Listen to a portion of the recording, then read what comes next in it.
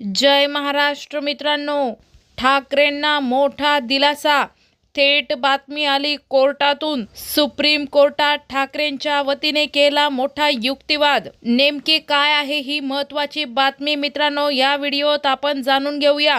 त्याआधी तुम्ही आपल्या चॅनलवर नवीन असाल तर अशाच माहितीपूर्ण आणि राजकीय बातम्यांसाठी आत्ताच व्हिडिओला लाईक, शेअर व सबस्क्राईब करा.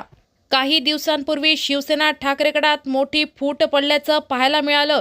तब्बल 6 खासदारांनी शिवसेना शिंदे गटातून बंडखोरी केली होती.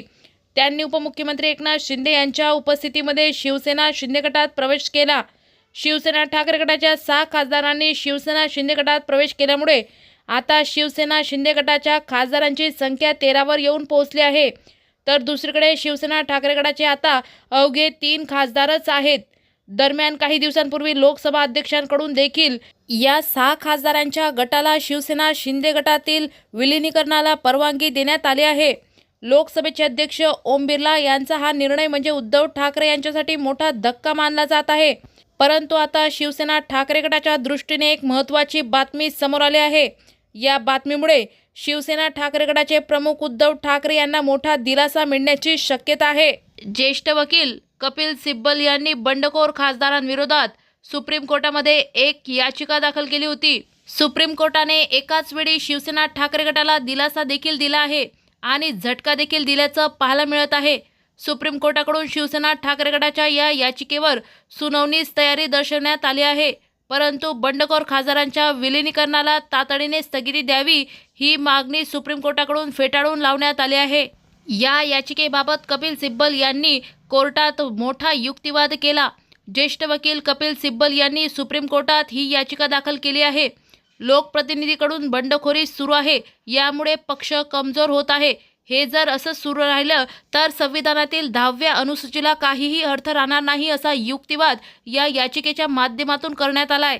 सरन्यायाधीश सूर्यकांत आणि जस्टिस जयमाला बागची तसेच जस्टिस व्ही मोहना यांच्या खंडपीठापुढे या याचिकेवर सुनावणी झाली.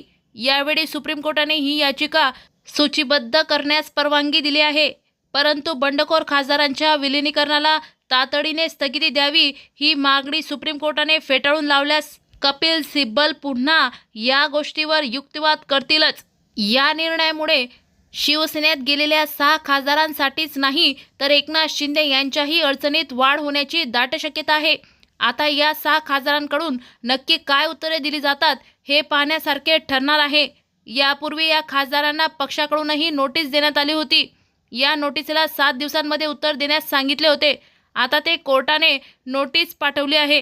यापूर्वी खासदार अरविंद सावंत आणि अनिल देसाई यांच्याकडून 6 खासदारांना नोटीस पाठवण्यात आली होती. त्यानंतर पुन्हा सुप्रीम कोर्टाकडून नोटीस पाठवण्यात आली होती. केंद्रीय मंत्रिमंडळ विस्तारात एकनाथ शिंदे यांच्या पक्षाला काही मंत्रिपद मिळण्याची शक्यता आहे.